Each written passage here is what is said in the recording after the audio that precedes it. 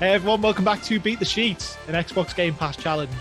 The only podcast aiming to complete every single one of the 513 titles that have been made available on Xbox Game Pass since the start of 2020. As always, I'm your host Andy Wood, and I'm joined by my co-host Josh. And as always, I regret it deeply. Of course. So, on this week's show, we're going to be dropping into Knockout City as the new Leaving Soon titles deliver us a knockout blow. Somehow, Pikmin has found its way onto Xbox Game Pass. And also, we've just beat so much Game Pass now that it's pretty much repeating itself. So, how's your week been, Josh? How's it going? It's been going okay. I've just ignored Game Pass this week because I live in the UK. I've finally been able to go home to see my parents after 8 months. So, yeah, there's not been much in the way of Game Pass for me this week. I've literally walked in through the door. So you can call that commitments if you will, but the only Game Pass I've been playing this week is Guacamelee 2 on the Nintendo Switch. And that's a good game if you want my review of that. Yeah. It's good. Go play Guacamelee 2. It's a good game. But other than that, I'm coming in very cold. We talking obligatory Game Pass 6 or maybe even a bit more for Guac 2? I think it's a deceptive Game Pass 7. It sneaks its way up to that. You know, it's. I think we messaged this during the week, and he said that's the lifeblood of this challenge. What just bumps up everything to a 6.25 out of 10 is the occasional Game Pass 7. Yeah, you got Guacamelee 2 is that. It's a good game. I like it a lot. Actually, it's closer to an 8 than a 6. If you want an even higher recommendation, still, it's a good game. I quite like it, but I like luchadors.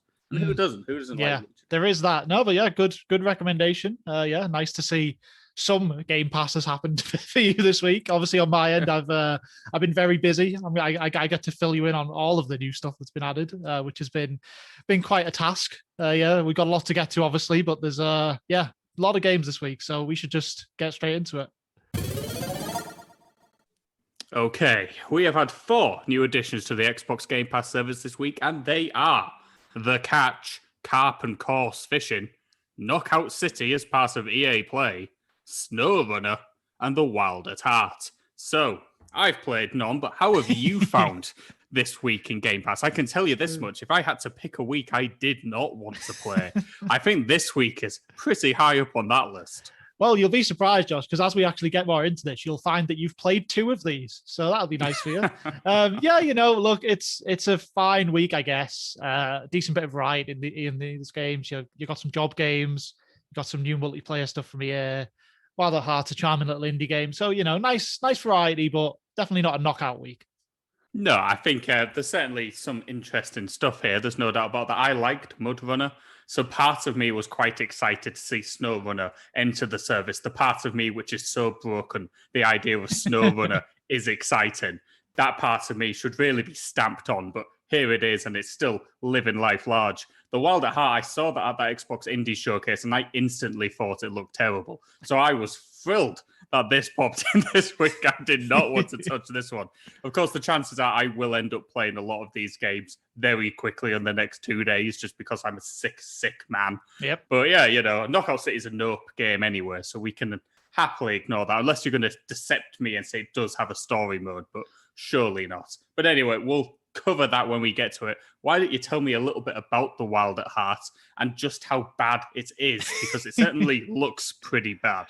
Yeah, so Wild at Heart, I mean, the alarm bells were ringing when I saw this one, because it just, I don't know, man. It looked like that typical indie Game Pass game that doesn't really come together into anything decent, but, we have to play it because it's in the service. And you know what? I'm actually pleasantly surprised, and I'm happy to tell you that Wild at Heart so far, based on the first kind of, I played about 3 or 4 hours of this, is actually pretty decent. It apes a lot of its best ideas, which is probably why it works out well. This is a game that is effectively just Pikmin. Like, it's you go into a forest, you find different colored little forest critters, and they all do different stuff. There'll be like a fire one and an ice one. There'll be one that can make plants kind of grow. And, you go around, you throw those at stuff to kind of command them to do things exactly like Pikmin. And throughout the course of what I'm hearing is about a 6 to 7 hour game, you're just going to go around, solve some puzzles with your little Pikmin guys. You've got a Luigi's Mansion vacuum, and you use that to suck things up as well, because why steal only one Nintendo idea when you can steal two? That's always going to be a good idea. So yeah, look, actually all right. It's got some kind of indie story about an abusive father because it's an indie game. You got to have that. I assume he'll die at some point. In fact, God actually, let me get ahead of that there. The father is abusive because the mother has died. So it's dead parents, Josh.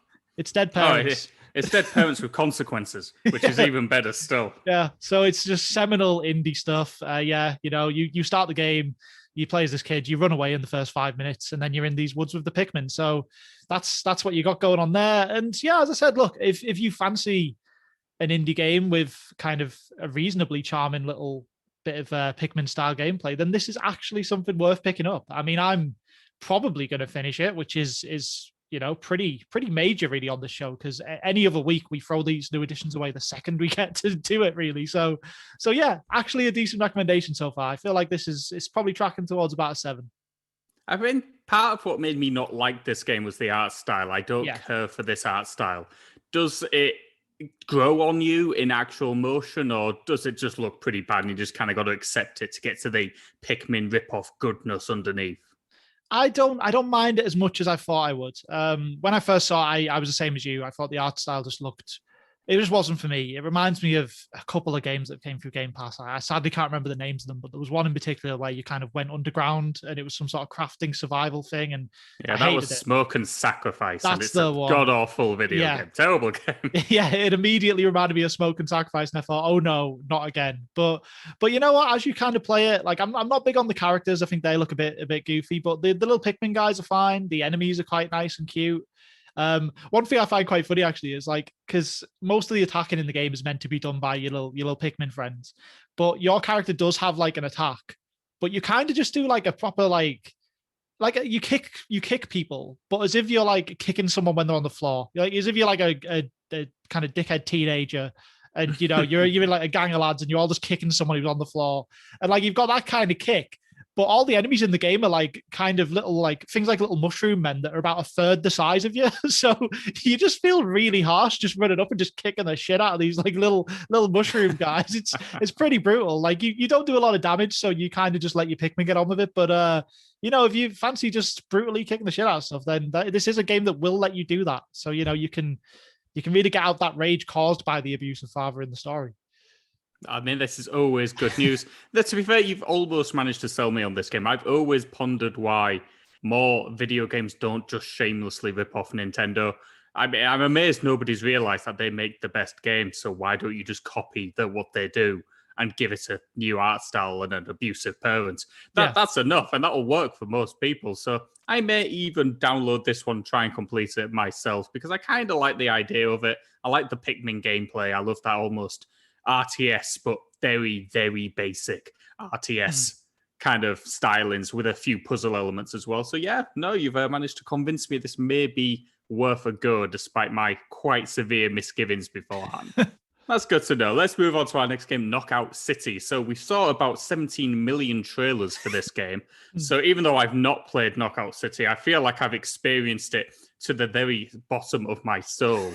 So is it actually, to be fair, I will say for this game, I always thought this looked quite fun. I just thought that I'd never pay money for it. So it coming to Game Pass is probably a clever idea. Is it as fun as the now free price tag should make this a bit more of an essential multiplayer game than we first expected? Well, that's it, right? I mean, I think, first of all, very good idea to get this straight into EA Play and then obviously in Game Pass. I think it also has an actual free trial right now, just in general as well. I don't know how long that's going to last, but I did see online that there's a limited time sort of free trial for this, even if you're not a part of those services. So again, they're clearly really trying to push for a community here. They're trying to actually find some people to play this game, because the thing is, I mean, I saw obviously the 8 million trailers for this game, and it just screamed Rocket Arena to me, which was obviously the EA kind of goofy multiplayer game that came out last year and just gained no traction because they tried to sell it for £30 and only I bought it, and then there was no players. So, it's nice to see they're at least trying to branch out a bit, trying to get people interested in this one. And obviously it's got quite a unique spin to it.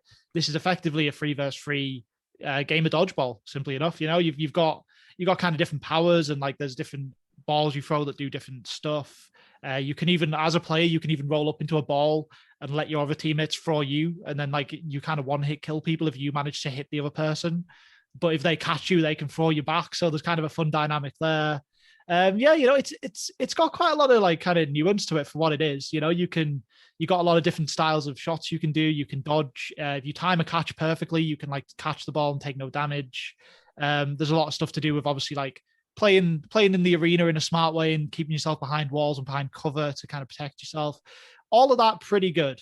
What I would say so far though is that even though I've enjoyed playing this game, because I played about maybe 10 matches online and I did all the training, and I enjoyed those matches, but I also think that I've literally seen everything that Knockout City has to offer right now. Its main game mode is a 3v3 team deathmatch where you be the first team to get 10 kills, and you have to win 2 rounds out of 3 to win the match.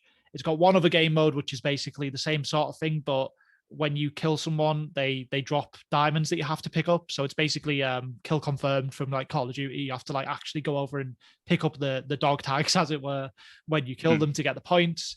And that's kind of it so far. And I just think, like I mean, for one, I'm glad that I got to play this for free, and as something I can play for free, I do think it's a fun thing to download and have a go on. But when this gets to the point where they're expecting money for it, when this trial ends or if it leaves like EA Play or something, I don't know, man. I just think I don't see people playing this long term. It feels like the kind of game that at best you might get a group of friends to kind of maybe start your multiplayer evening off with like half an hour of Knockout City at most, and then you'll actually go and play some proper stuff. It's just there's just not enough depth to it. There's not enough variety. You jump into these 3v3 deathmatch games across a few different maps, and that's kind of a lot. There's nothing else to come. There's no extra game modes or content there, and I just think it's going to run out of steam real fast. This actually sounds like it's got all the makings of almost like an early access game, which they're not calling it that for whatever reason. They're billing it as a full price launch, despite the fact it sounds to me about 3 or 4 game modes light. It sounds like it needs a lot more to make it work. But to be fair to it, it sounds like the core mechanics are pretty good. So that's good news. That kind of always looked like it played quite smoothly, quite quickly.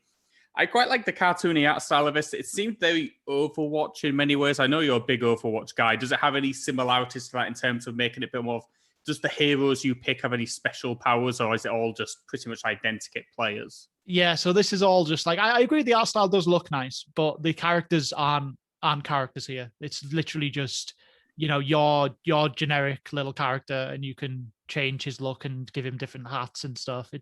There's no actual real like characters or heroes with skills or anything. That kind of stuff would actually help this game a lot to have more depth to it that would keep people playing. But as it stands, it's just free on free.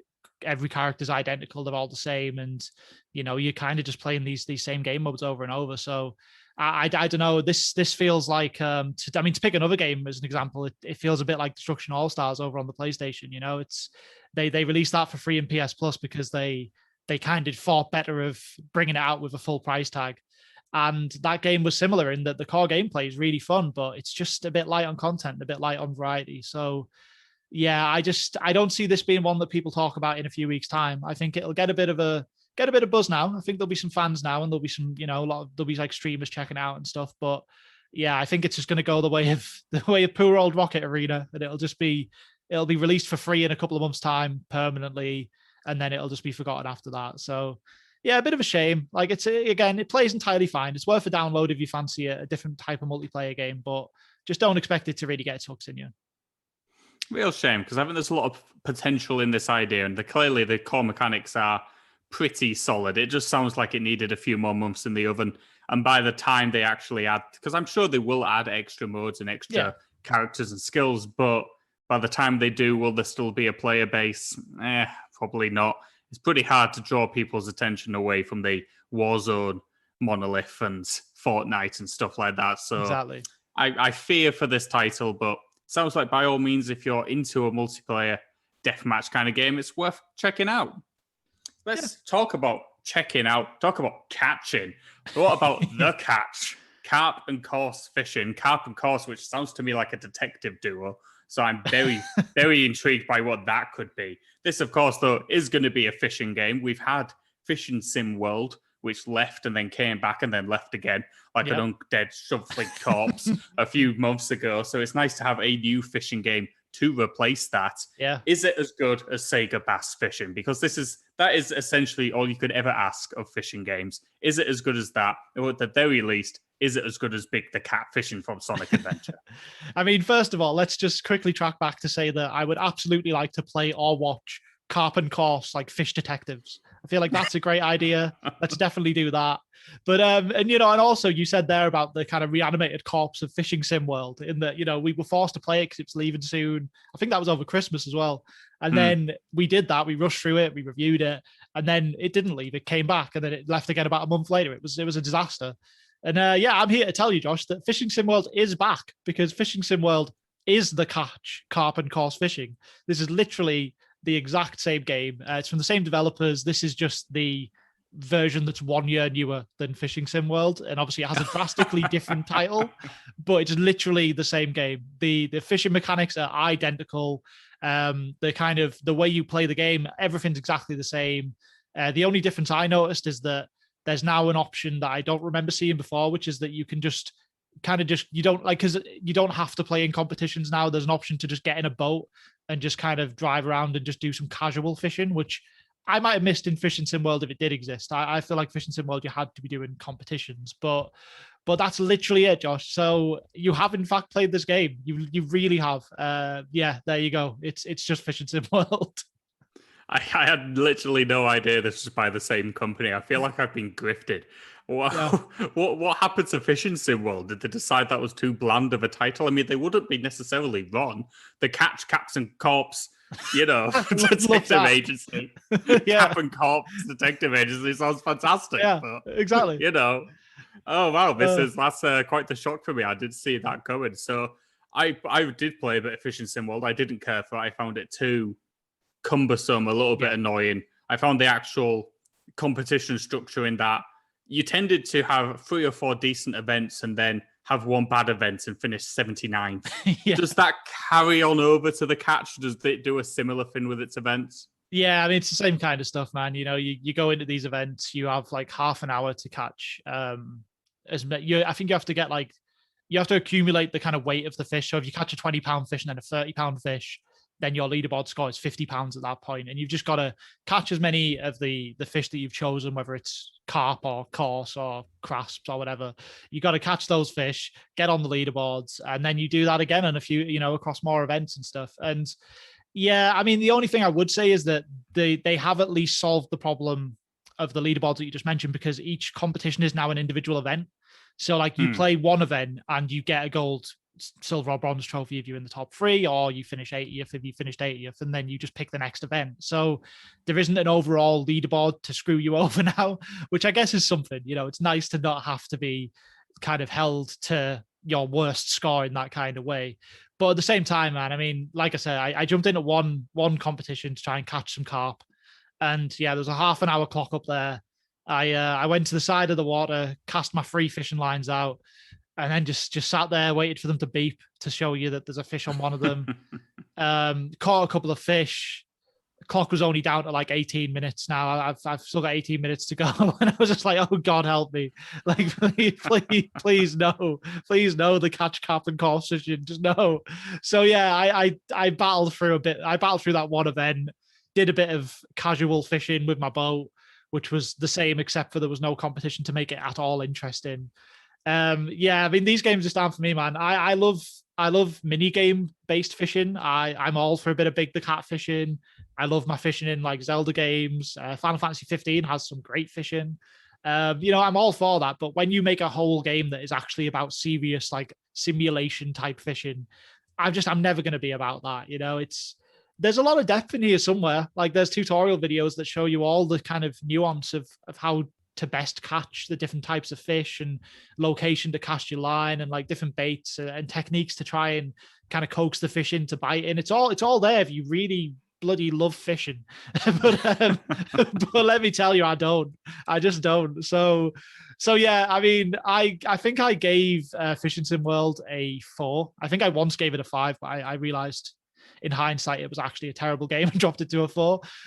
This is also very much getting a 4. And I think you can go as far as to review it yourself as well, because I cannot stress enough how much you've played this game. Yeah, I think I gave Fishing Sim World a 4 off memory. I did not care for it. I just don't care for simulation fishing. Yeah, I mean, look, if you want to play a simulation fishing game, then I'm sure you'll have a good time. Yeah. But if you're the kind of person who wants to play a simulation fishing game, you don't have much choice, so you'll take what you're damn well given. And this is essentially what you're going to get. So, you might get some joy out of that. I sincerely hope, just to track back to Fishing Sim World, my favorite thing about it was that the only character customization was which plaid shirt you decided to wear. Is that the same? I have bad news for you, man. You can pick like different hats and shirts and stuff now. No. It's all there. You get like all that customization. It's not just which plaid shirt do you want to wear, which was fantastic. I did love that. They've abandoned the plaid. That's just devastating. That's absolutely terrible. But Carp Coarse Detective Agency, we'll pitch it to Netflix, see how we get on with that for future episodes of the sheet. Let's talk about another game which you believe has basically just already existed. We're talking SnowRunner. Yep. So SnowRunner is the sequel to Mudrunner, which was set in a boggy wood. I'm assuming SnowRunner, by its title, is now set in a boggy mountain with some snow. So, okay, SnowRunner. Yeah, you start this one off. As you said, it is the sequel to Mudrunner, which is a game entirely set in like just swampy mud. And the whole game is about trying to traipse your big ass truck through this mud. And you have to like winch yourself to trees to try and drag yourself through. And that's the whole game. It's incredibly tedious, but we kind of respected it for what it was as a job game back when we had to review it before. It commits to what it is, and sometimes it's somewhat fun to kind of figure out the best way to scrape your truck through these like torrid surfaces and stuff. And so here we go. SnowRunner, you're thinking more of the same, but I'm going to be battling against snow and ice this time. And you load it up. You go into the first level, which is, it's a tutorial, but also it's kind of just an overall impression of the game. Like once you finish the training stuff you are in, that is the first mission you're going to then continue onwards with. And it's in the same muddy, swampy stuff as Mudrunner, Josh. There's no snow in sight at all. There's literally no snow anywhere. The whole first world that you spend time in is the same. It's just a big muddy place again with like swamps and forests and trees and all that kind of stuff. And that kind of pissed me off, George, can't lie. I was like, are you because I came to this from Carp Coarse Fishing Detectives as well. So I just played a game that was already something I'd played. And I was like, are you actually joking, SnowRunner? Where is the snow? But I played some of that. That was literally identical to Mudrunner. And then, to be fair, you do then get the option to go back to your garage, and you can then go to Alaska. And in Alaska, you are then, of course, playing the Mudrunner game, but on snow and ice. So it is there. That is a thing you do. For what it's worth, I mean, from the couple of hours I spent on Alaska in SnowRunner, it basically felt exactly the same as Mudrunner, because why would it feel any different? It's just a different type of awkward surface to try and get over. Like most of what you're doing is just getting stuck in snow instead of stuck in mud. So you're doing the same stuff. Your wheels get stuck in the snow. You use a winch to pull yourself out. It's all the same, but now there's snow. It is what it is. If people liked Mudrunner and they fancy playing Mudrunner, except maybe there's some snow in half of the game, but the rest of it's just Mudrunner again, here you go. Here's SnowRunner. But if you don't like the sound of Mudrunner and you don't want to slowly crawl a truck full of logs from one place to the next while getting stuck in the mud, then avoid this just like the plague, basically. I mean, that's a fair enough description. I mean, Mudrunner, I think that left around November, December of last year. Yeah. So do check out whichever show we covered that in. It's all in the show notes. You'll find it quick enough. But I liked Mudrunner. I thought Mudrunner was a strangely enjoyable experience because I'm so broken by this challenge. I just got into the idea of doing a job after I got home from my job, because this entire podcast is a job now. Exactly. So it just felt apt that I might as well be doing a job for my job, which is outside of my actual job, because I need to be working as many jobs as humanly possible. So, I did get some joy out of it. I'm sure, because I will boot this up, I'm sure I'll actually have the same experience with SnowRunner. I will enjoy winching myself to trees, chugging along incredibly slowly. You don't move particularly quickly. It's very deliberate. you'll spend ages just trying to back up a truck, which is incredibly frustrating, but oddly compelling when you do manage to reverse it. And it's a ridiculous gameplay loop, but it does sometimes work. And yeah, I'm sure I'll get some joy out of this game. Yeah. I didn't necessarily need a sequel to MudRunner. I was kind of glad to leave it be because, as I said in that review, I was very tempted to move to Louisiana and become a truck driver. So the very last thing I need is to move to Alaska to become a snow truck driver. But here we are. There's the possibility it could happen again. Yeah. Strange little game. I can kind of see how it has its niche. It's the kindest thing I could say about this series. I get why it has a niche. I can't understand why people are playing fishing games and, some of the other god-awful job games we've played. But I can kind of get this one. There's something about this series I kind of respect. Yeah, no, I really am the same. Like I've spent a lot of time at the kind of height of tedium when I was playing MudRunner because that's what it is. It's a job game and it's quite tedious. And sometimes you just get stuck and you're crawling slowly and you kind of want to end it all, but also you really do want to deliver those logs. So you just, you get quite embroiled in that. And SnowRunner is exactly the same. Again, you will be quite bored, but also you will be determined to get whatever you're carrying to its destination. And there is something oddly satisfying about seeing a difficult stretch of terrain coming up and kind of plotting the best route through it. And then, like whether it's through kind of crawling on like a low gear so that you've got a bit of traction, or whether it's just winching all the trees to the ground, trying to desperately claw your way up. Once you do solve that problem, it kind of feels pretty great. So yeah, like SnowRunner is not a game I'm looking to play any more of. I jumped in, took another look at this, and I'm content to say it's MudRunner, except there's a bit of snow. But yeah, as for what it is, I do respect this series. I've came out giving this a 6, man. I just think, like MudRunner before it's doing exactly what it promises. So it's hard to hate on it too much. And yeah, I think for the right audience, people will get like a lot of enjoyment out of this.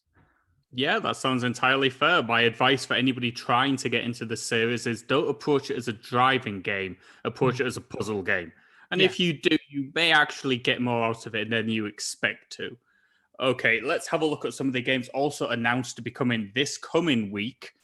4 titles have been announced, and we've got Maneater coming on May 25th, Conan Exiles coming on May 27th, MechWarrior 5 Mercenaries also coming on May 27th as part of a day one launch into Xbox and Game Pass. We've also had it announced that The Rift Breaker will be launching in fall 2021, day one into Game Pass, where hopefully it will have a new name because that's awful.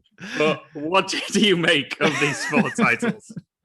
Yeah, I mean, I think it's a strange set, this, because all of these games are largely mediocre. Speaking of the 3 that are coming next week, not the Rift Breaker, which is quite far away. Maneater kind of tracked with pretty average reviews. Conan Exiles did, and MechWarrior 5 is a game that has been on PC for a couple of years, but this is its console debut next week.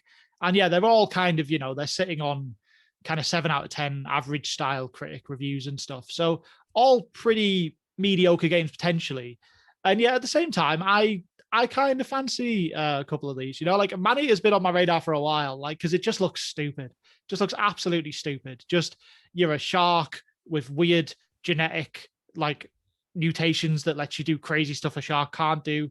And you're just going to go around and just eat everyone and eat people and destroy stuff because you're angry. Like, I'm on board for that. I'm happy to be a big stupid shark for a while. That sounds fun. And then, yeah, MechWarrior, like, that's always been a pretty good big old robot series. I'm interested to at least take a look at that, check it out. I got no time for Conan Exiles because that's a big multiplayer survival type game, and I just hate the very idea of that. So I don't want that. I'm pretty sure that will be a nope on the sheet anyway, because I'm pretty sure there's no end to that game. And then finally, yeah, you got the Rift Breaker, which is a pretty new announcement, really. It only got announced this week that it was coming to Game Pass. It looks fine. It's a top-down kind of base building action RPG. You kind of go around on it with a big mech. It looks like it's going to be kind of twin stick controls type deal. There is actually a prologue of the Rift Breaker, which you can play on PC. It's just basically like an hour that shows you the start of the story, and also is just a bit of a tone piece of what the game's going to be. So if people are playing on PC and want to check that out, they can. It's probably going to be fine. The studio making it, they've made a couple of games in the past. They made a series called X-Morph Defense, I think it was, which, again, these are pretty small studio, pretty average games, but nonetheless, it looks intriguing enough. Yeah, I kind of. You mentioned they're all like 7 out of 10 video games, and that's the kind of Game Pass fodder I've always liked. Yeah. If I'm gonna buy, it's an 8 or a 9 or a 10 video game. The chances are I'll just buy it. Like, I won't buy Man-Eater, but I absolutely want to play as a big goofy shark. Because of course I do. That's Exactly. a fantastic idea for a game, even though they've clearly not pulled it off. And everyone's just giving it middling scores because the premise is fantastic. So yeah, I'm all about giving that a go. I like big mech games because I'm a big moron. So of course I'll happily play some Mech Warrior 5. Give me some of that. Conan, I'm with you. Conan the Barbarian sucks as a franchise. Always has done. Don't at me. You may like it, but you probably shouldn't. It's just one of those franchises that just does nothing for me. So I don't want to play the video game version of it. And yeah, the Rift Breaker just needs a new goddamn title. As I just said, Josh, though, it comes from the studio that made X-Morph Defense. So it's probably not getting a new title. If anything, we've actually got better with this game than the last one. It's probably perking up. It's looking good. So we'll look forward to giving some views on them. I may even give some views on some of the games I missed this week, just to see if I widely diverge from Andrew's thoughts. But I'm sure I won't. He tends to have pretty good taste. Let's move on to our leaving soon titles, and we have 5 games announced this week, all set to leave on the 31st of May, and they are Assetto Corsa, Kingdom Hearts 1.5 plus 2.5 HD Remix, Kingdom Hearts 2.8 HD Fact. Oh, for fuck's sake. Final Chapter Prologue of these stupid titles. Surviving Mars and Void Bastards. So, it's happened. It's finally happened. The stupid titles are here, which we've been dreading all along. And this is just killer. This hurts, man. This hurts. Yeah, I mean, let's be honest, Josh. That's it, right? They got us. There's actually not enough hours in the days to beat all the content in even those Kingdom Hearts games alone. So you add to that, like Assetto Corsa, Void Bastards, Surviving Mars as well. It's an absolutely brutal set of titles. You just can't get around it. It's largely impossible, but we're going to do what we can. We're going to power through as much of this as we can. And just make the best of it really at this point. It's all we can do. I think we have a minor strategy where you're going to focus on Kingdom Hearts 1 and 2 because you'd already played 1, so you could just focus on 2. I'm going to start at the 2.8 part of the series. I did play a bit of Kingdom Hearts 1. I played all of 6 hours of it, so I have a feel for that game. And I'm just going to jump straight to the end. And between the two of us, we might just about be able to work out what's going on. I mean, that's our only hope. I highly doubt we'll be able to, but yeah, I think we've got a good strategy. I actually figured out recently as well because Kingdom Hearts 2.8 HD Final Chapter Prologue, most of that game is literally just a remake of the 3DS title, which was called Dream Drop Distance, so that they could have 3Ds to say 3D. And I actually did play that entire game. I got stuck on the final boss and just sold it because I couldn't be bothered. But I think I've basically beat Kingdom Hearts 2.8, except for I forgot everything about it. So it'd be nice to see you kind of play that and hopefully refresh my memory a bit. And as you said, I'll be doing the earlier games in the series. I can already tell you we will not understand the story because I'm already lost in that. But we'll give it a go.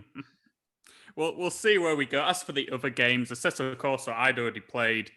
Surviving Mars I hadn't, and neither Void Bastards. This week we're going to talk about Assetto Corsa and Void Bastards, despite the fact I haven't played it, but Andrew has, and I'll chime in next week with some thoughts on that, because it's a roguelike. We can only play so much anyway. And then next week we'll cover Surviving Mars and what we can cobble together for the Forsaken Kingdom Hearts franchise.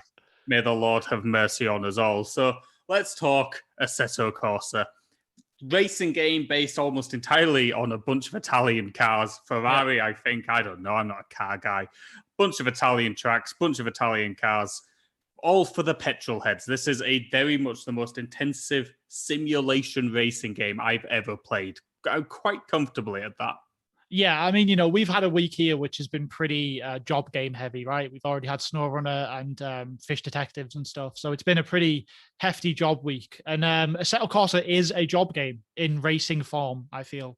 You know, this is not a game to enjoy whipping a car around a track, you know, setting fast times and winning races. This is basically learn to control this car as if it's a real car, or else you'll just be off the track every time and lose every race. And that's it. It's completely unforgivable.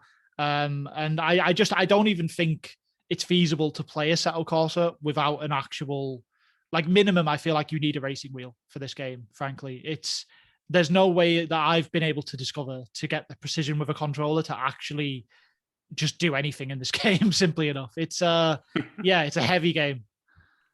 Yeah, it's very tough going. It expects perfection from you. It expects a real intricate knowledge of how a car works. And considering I can't actually drive, I was already onto a loser on that front. So, look, it's demanding a lot from the player. I'd almost say we're trying to play this with a controller. I think this may require a racing wheel. Yeah. And a high quality one at that, not just like a cheap £30 one, a proper £100, £200 racing wheel to truly get the best out of this game, because it's all there. If you're into that, if you want precision, if you want simulation to the very nth degree, then Assetto Corsa is definitely going to be a game for you. It's got a lot to like. But for anybody who just wants to jump in, play some arcade racing, you know, throw a car around a track, you're just going to find yourself dead last. No matter what you do, no matter how well you feel like you're driving, you're just going to be seconds behind everybody else. And you're just going to struggle to make much of the way of progress here. It's a frustrating experience for the casual racing fan, but it's not aimed at us. So I can't get too mad at it for that. It just means I don't really want to play it. Well, that's it. I mean, you know, I gave this as much of a go as I could. And, you know, obviously, given that we are using controllers and we don't have access to a racing wheel. And also, as well, you know, for what it's worth, I think if you're going to sell a game and you don't make it clear anywhere that a racing wheel is somewhat essential for it, then I'm going to judge you based on using a controller. You know, it's as simple as that. If you don't make it clear, then people are going to be purchasing this game and expecting to be able to use the controller they use for every other game to play it. And I don't think you can.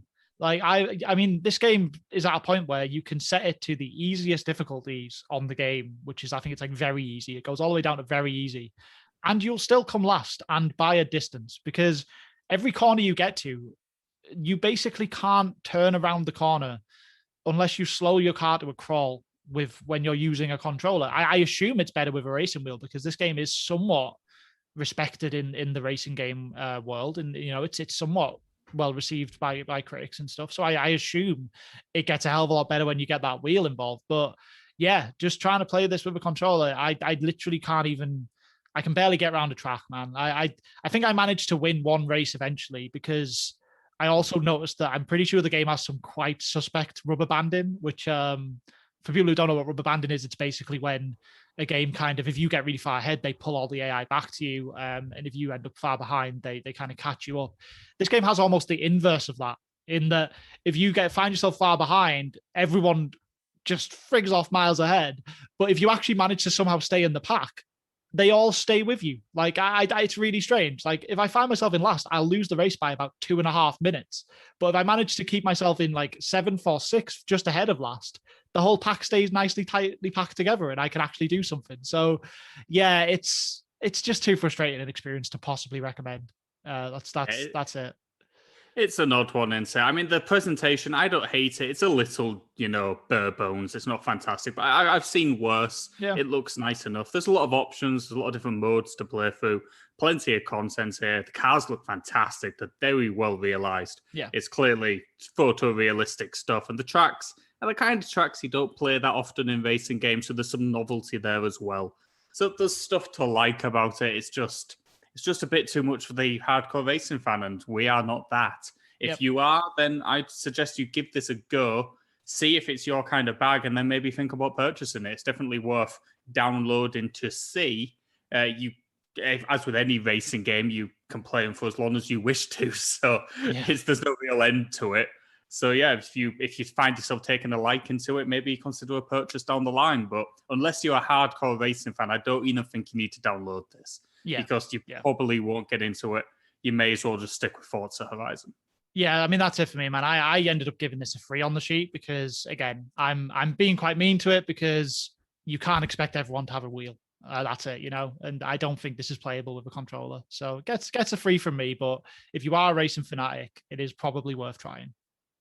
I give this a 5. I think it's basically ungradable, though. Yeah. It's one of those games where if you've got the equipment to make it sin, you probably love it to the moon and back, but ultimately, if you don't, you're probably not going to get much out of it. Okay, let's move on to our next game, and this is Void Bastards.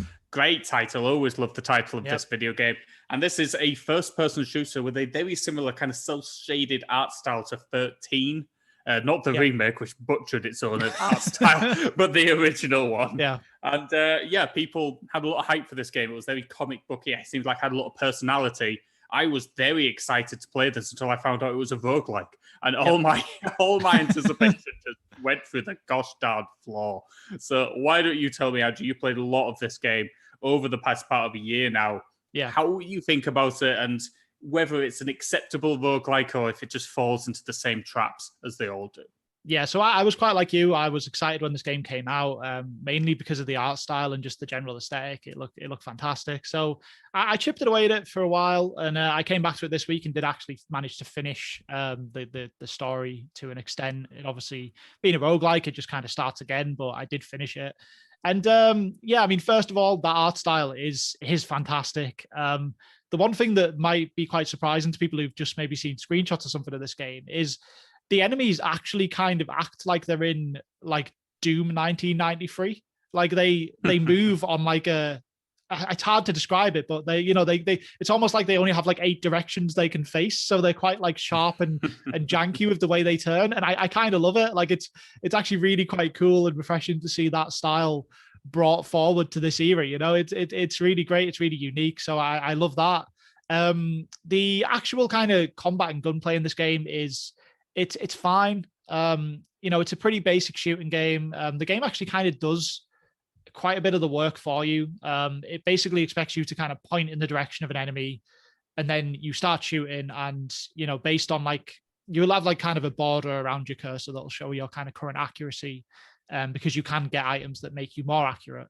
And based on that kind of border, you'll hit some shots and miss others. It's fine. It's not particularly frustrating, which it sounds like it could be. So, I didn't mind it really. There's a few different weapons you get as you go through the game, which are fine. Basic stuff like shotguns and like flamethrowers, explosives. It's all fairly run of the mill for a kind of space shooter. There's nothing that truly kind of surprises you in there. And the problem is, as you would probably expect me to say now, it gets completely let down by the fact it's a roguelike. This game could have been fantastic if it was this combat and this art style throughout, a first-person shooter campaign. If you run through like an old-style Doom campaign or a Duke Nukem campaign, something short, snappy, few-minute levels. Like I think it could have been really great, but instead, it's a roguelike where you're basically expected to traipse across the galaxy to find all these different items so that you can escape this area of the world or whatever. But you do that by just jumping on board derelict spaceships, of which there is a preposterous amount of them.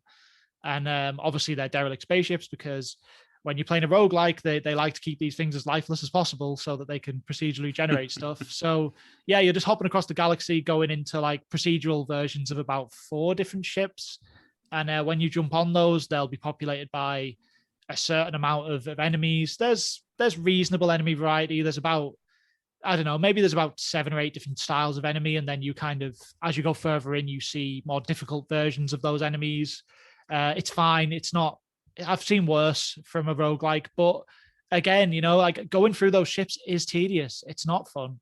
And dying and having to start your run again is also not very fun. It is at least a roguelite. So let's say I'm currently got a mission to find 3 objects. If I've found 2 of them, they're safe now. And I just need to go and get the last one. So you can at least continue to progress when you die. It's not a straight up roguelike. You get to save that progress, which is nice. The game kind of handles that by effectively it's got like a prison ship full of people who got arrested for like petty minor things. And when you kill one, they just launch you out as the next prisoner to try and solve the problem. So, it's a fun little mechanic, a fun way to kind of have logic of why the structure works for the story, at least. But yeah, as I said, man, just going through those ships is real dull. It's really dull. I only actually managed to finish this because I'd plugged away a good chunk of time at it. And then I jumped back in to have another go. And I discovered that you can change the difficulty at any time. And I'd played most of the game on normal, and I'd reached like the last part of the game. And I just wanted to get it done. So I noticed that the difficulty does have a very easy option, which is preposterously easy. Like the enemies just suck. They do barely any damage to you on that. So I threw that on to see the ending and make sure, I was accurately reporting on everything that's in the game. But yeah, it's a roguelike, so very little changed in the end. But, it was just the same sort of stuff, same jumping through these ships. There's not even a big satisfying kind of end part you go to. Like, you finish the game by just getting your last item from one of the random procedural ships, and then the game ends. It just falls flat entirely because of that roguelike structure. And, we've said this a million times on the show, and yeah, I'm saying it again here. It's a tale as old as time, though I'm very pleased to hear there's a very easy option. I can guarantee you which level I'll be playing at for the entirety of its runtime. Yep. But there's a clue. Look, it sounds like it falls into the same pratfalls I always find with this kind of genre.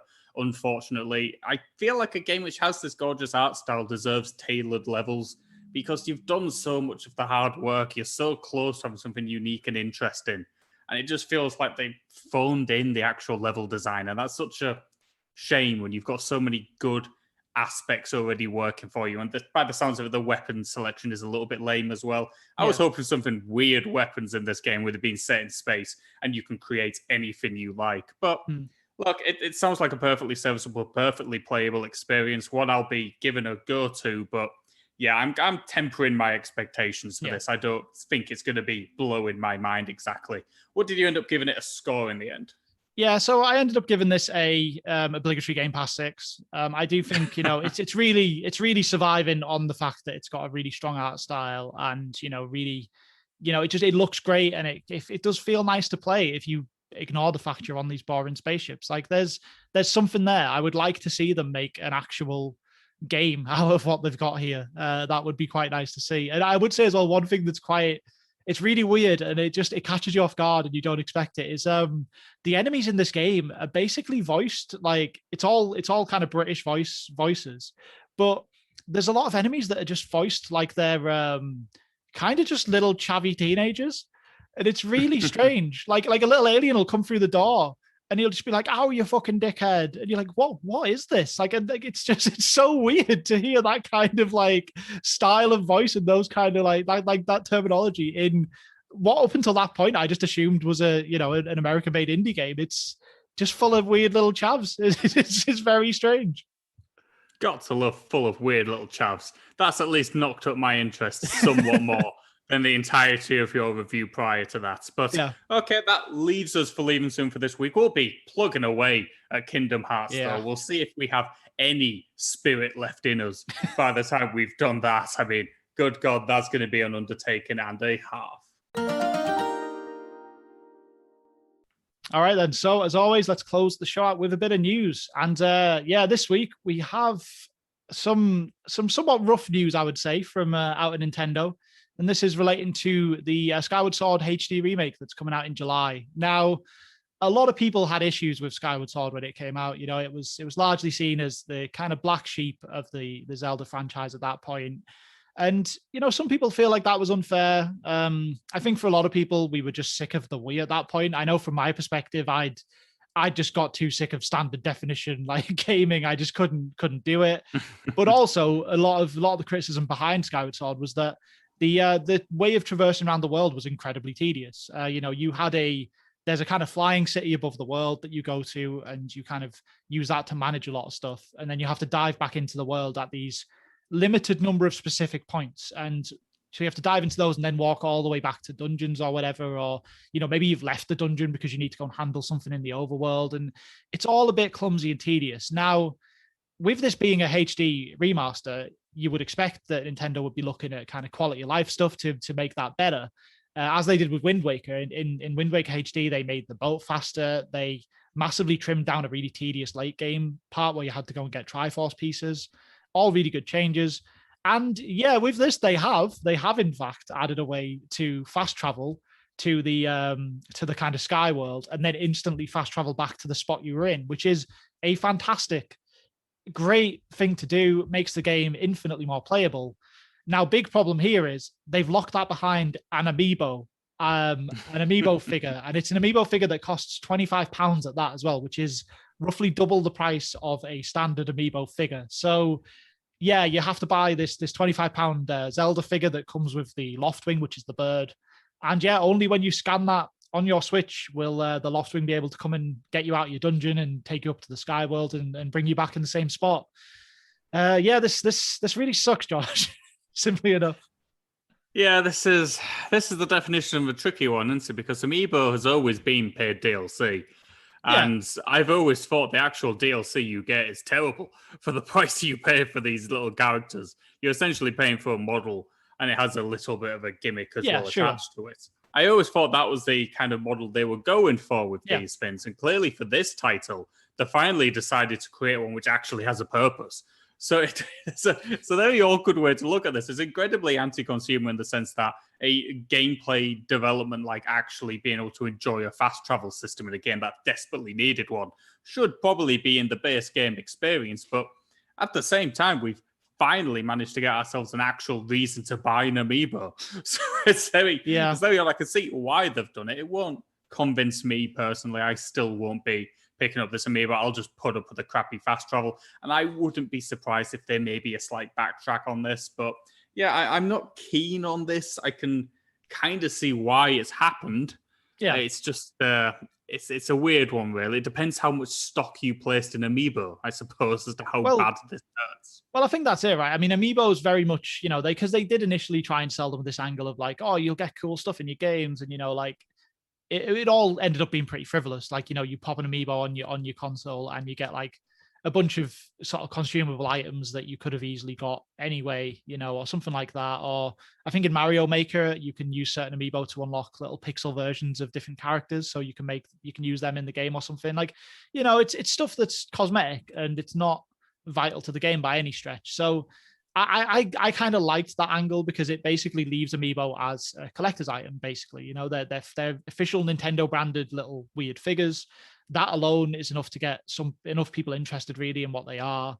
I feel like the ship sailed now on making Amiibos a bigger deal than that. They kind of brought Amiibos out when Toys to Life was getting big with stuff like Skylanders and Disney Infinity, and that's very much gone now. So I think having that niche of being a collector's item was totally fine. And yet this is just a very disappointing thing to see, because not only is that Amiibo £25, but you got to also think about the fact that it'll probably sell out because it's got useful functionality. So you won't be able to get one, which means you'll be locked out even if you have the money.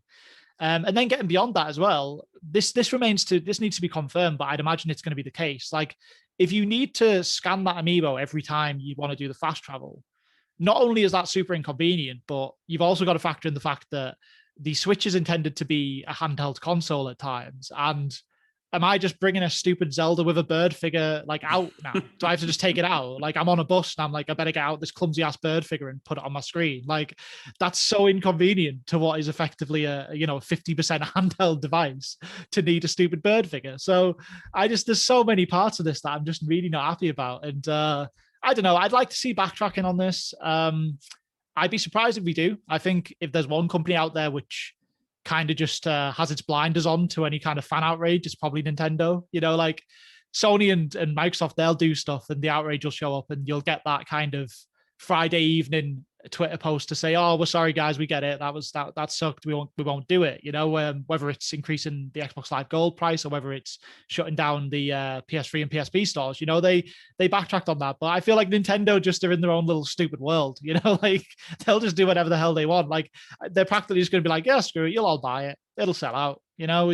We don't lose from this. And as time goes on, Nintendo will totally get a pass for this as well. That's the thing, they just will. Like, whereas other companies like EA or Ubisoft or someone, if they try and sell you fast travel as an extension to the game, they'd get absolutely raked over the coals. But it won't happen. Nintendo will just get away with it. I mean, they will. Nintendo does get a lot of shit from its audience for terrible business practices, but as you say, they just ignore it. They're very Yeah. good at that. That's their one great talent. And unfortunately, if you are being ignored by if you're a consumer and you're being ignored by the company you're rallying against, then really you should just not buy it. But we're all gonna buy it. Well, that's We're the problem. still gonna They buy just keep making really Skyward good Sword. stuff. Like, so what can you So do? herein lies the problem. There can be no real kickback against them because we'll just buy it anyway. This Skyward Sword remaster, what is it, retailing at £60? Yeah. It's a 10-year-old game. All they've done is give it a new coat to polish and a workable control scheme for the first time in 10 years. Yeah. I mean, it's not really that different. I mean, and yet they're going to charge us a heck of a lot of money. And now you've got a £25 Amiibo, which is bizarrely added another 7 or 8 quid to the usual cost of them for some reason. I don't know why. It's classic Nintendo. Yeah. It's what they do. I'll be not buying the Amiibo. I'll just put up with the stupid fast roll, but I will buy the stupid game. Yeah. So really, am I not to blame? I probably am in many ways. I'm an enabler. I just enable Nintendo to just be greedy bastards. I mean, as it stands right now, I have a pre-order down for those Skyward Sword Joy-Cons, and I have no plans to use them because I don't need more Joy-Cons, and also if I use them, they'll just break because I'll get Joy-Cons. So I currently have a pre-order down for something that I know will break, and I'm still apparently going to buy it. I mean, I'm not sure I am going to buy it. We'll see, but I probably will. And they're just like, why? What am I doing? It just has to stop, but it won't. So we started this new story rallying against the elite, and we've ended it accepting where they put upon idiots who'll just condone it and let it happen anyway. This is classic us, to be honest. This is classic us. It is. This is what we do. But anyway, let's move on then. And some better news, at least for me anyway. I'm a big fan of this. So we got the news this week that Timesplitters, the kind of famed, somewhat classic now FPS series, is coming back by way of THQ Nordic, who have spent a lot of time buying all kinds of IP. They went on a real shopping spree a couple of years back, bought stuff like Darksiders amongst other stuff, Destroy All Humans as well. They've apparently bought the rights to Timesplitters, and they're also reforming Free Radical, which was the studio that made Timesplitters. Now, the reason I'm kind of hyped about this is because they're reforming Free Radical, but also they're bringing back a lot of the former studio people, including the studio heads, which is Steve Ellis and David Doak. Now, they are basically the guys responsible for making GoldenEye and Perfect Dark for Rare. And then they left Rare when Rare kind of went a bit, crap, let's say. And they formed Free Radical and made Timesplitters and a couple of sequels to that. And I mean, Timesplitters 2, man, I don't know if you ever got a chance to play that game, but that was real peak FPS action for the PS2, Xbox, GameCube era. I mean, it was effectively just a GoldenEye Perfect Dark game, but brought forward a few years because it was the same guys, and that game kicked ass. So I'm very excited to see them back.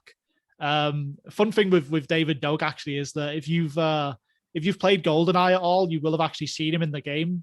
There's a mission in a facility quite early on, and James Bond gets help from Dr. Doak, and it's just his face awkwardly N64 plastered on a doctor, and he helps you get through the level. So yeah, the guys have a lot of credibility in the industry, and I'm just really excited to see that we'll be getting some new Timesplitters. I think the game industry needs some good, fun, arcadey shooters. I feel like most shooting games at this point have gone a bit, it's all a bit serious, right? Like I'm happy about this. I think this could be really good. Yeah, I'm excited about the announcement. I was never a massive Timesplitters guy. I didn't really play the franchise, if I'm honest. It's not a case of I disliked it. I just didn't really play it. I played a few split-screen co-op death matches with my mates at the time and thought it was a lot of fun.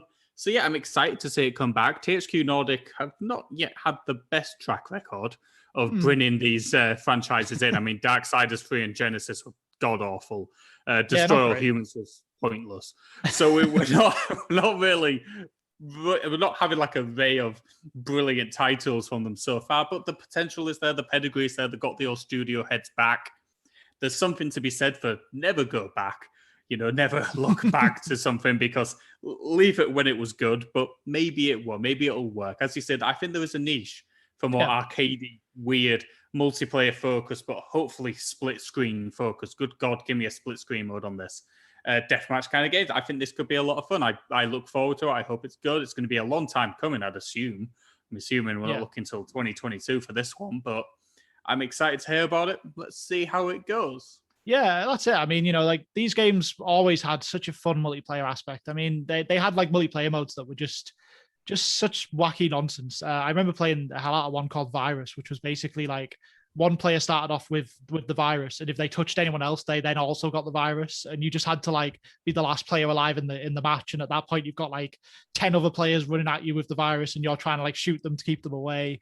That's all super good. It had a load of like wacky challenge modes where there'd be like monkeys carrying watermelons on their heads, and you had to shoot all the watermelons. The story as well was literally just a time hopping adventure. You just went throughout loads of different famous times in history and did like, Perfect Dark GoldenEye style missions with like different objectives to do depending on difficulty.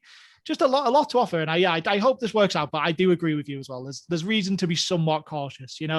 These things never come back too cleanly. So I will see how it goes. Right. Anyway, final news item of the week, and it's basically just something for me and nobody else cares. But there was a ton of news about Overwatch 2 this week, and I kind of wanted to talk about this because the one thing I think is quite interesting is that Overwatch is a pretty big esport. There's an Overwatch League which I watch a lot of, and it's fairly popular. And Overwatch is obviously a 6v6 game. It's a hero shooter. There's two people in different roles. So you got like tanks and support people who heal them, and then you've got like damage classes who do all the damage. Now that's like a very rigid structure which the game works on, and which this esports league works on. Now the interesting thing about Overwatch 2 is they came out this week and basically said they're dropping a player. So Overwatch 2 is actually going to be a 5v5 game, and they're removing one of these tanks from the game. So you only get one tank player now. And that's kind of crazy. I mean, fair enough from a game design point of view. It's just, it's just a game design element. It's not the end of the world. But the reason I kind of want to talk about it is because it's just pretty crazy when you bring the kind of esports side of things into this. I mean, there's a league full of professional players who, this is their livelihood, and they effectively just got blindsided with the news that 1/6 of their jobs is gone when this new game launches, and also as well, like Overwatch 2 is actually going to be synced up perfectly to Overwatch 1. So when this game launches, the multiplayer across both games is identical. You don't have to buy Overwatch 2. Overwatch 2 just has some single player content as well. So the original game is disappearing. And also, like that entire role in the team and kind of livelihood for people is effectively just gone. And I don't know. I just thought that's quite an interesting dynamic we've never really seen so far in the kind of, arguably very young esports industry. But it's definitely notable. Yeah, you'd be fucking furious. Wouldn't you just? An Overwatch esports player. That's what I take from that. I mean, that's the kind of thing that can kill a love of a game in the people who are playing it, because you're essentially saying, oh, we're just screwing over one of your friends here. A bit of an interesting move. That's bold, to say the least. I look forward to Carp Coarse getting a lot of cases in the near future as people mysteriously vanish. As if we need to nail down who's going to continue in that role. Yeah, it's interesting in that sense, definitely. I mean, that's a bold step. It'd be almost like if you're a football team and they just get rid of goalkeepers. Exactly. And yeah. you just feel like, well, what do I do? So yeah, that's an interesting thing. I guess it's something that the esports genre is going to have to kind of get used to, because games do iterate, games do develop and evolve. Whereas most sports at the very core level, they kind of say the same. They definitely don't reduce players very often. That very rarely happens, if ever.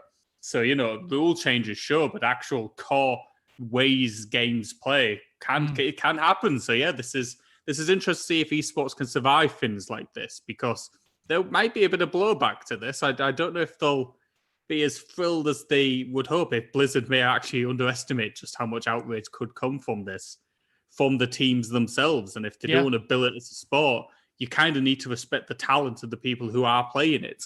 They're not, but at the same time, you're making something for an audience. So it's very difficult. These are the balancing acts to be made. Football, soccer, whatever you want to call it, the game played in the park is the same as the one in the stadiums, but you don't necessarily need to worry about changing the rules because people in the park aren't going to follow it. That sort of thing doesn't matter, does it? So Yeah, interesting development. Exactly. Yeah, that's it, right? Because at the end of the day, the game itself is going to make its money off being sold to the public. It's not, the game doesn't exist for this league to exist. So it's just an interesting dynamic. And yeah, as you said, it's a strange one when you've effectively got people now who are like a quarter of the way through a new season of the Overwatch League, and they've literally just been told that a lot of them are going to be out of the job as soon as this game comes out. It's one to follow, one to see what happens with it, definitely. And since you brought up Carp Coarse again, I just thought there, like, I kind of like the idea that they'll always just say that people are sleeping with the fishes, even if it's unrelated to what's happening. They just really just hammer it home constantly. I got a big soft spot in my heart for the fish detectives at this point. You gotta love them. They're always sleeping with the fishes, even if the body has been found in, I don't know, a freezer. Yeah. Then again, they'd be sleeping with the fish fingers. Or something like that. I'll give you a variant on that joke. We'll workshop Carp Coarse after this. Carp Coarse, I keep calling them Carp Coarse. To be fair, is better, but they are what they are. We'll workshop that after this podcast. We shouldn't inflict it upon our poor listeners who suffer enough with inane banter at the best of times anyway. Yeah, that sounds about right. Yeah, we'll work on it. We'll come back to you all. You can find out about the adventures maybe in a later episode. But yeah, anyway, that is the end of the news this week and the end of the show. So in the meantime, if you'd like to catch us on social media, you can find us on Twitter at Beat the Sheet. We'll be posting there as usual with the latest new additions to Game Pass, the game's leaving, all that kind of good stuff. So definitely catch us there. If you want to drop us an email, you can find us at beatthesheetpodcast@gmail.com. So yeah, until next time, I'm Andy Wood, and I am at 74% completed on the sheet. I think that's a gain of 1% this week. And my name is Josh Stimson, and I remain on 64% of the sheet, despite the fact I haven't really played any Game Pass, so that's worked out quite well. Hopefully we'll be back in the saddle next week. Right then, well, thanks for listening this week, guys, and we will catch you next time. Goodbye.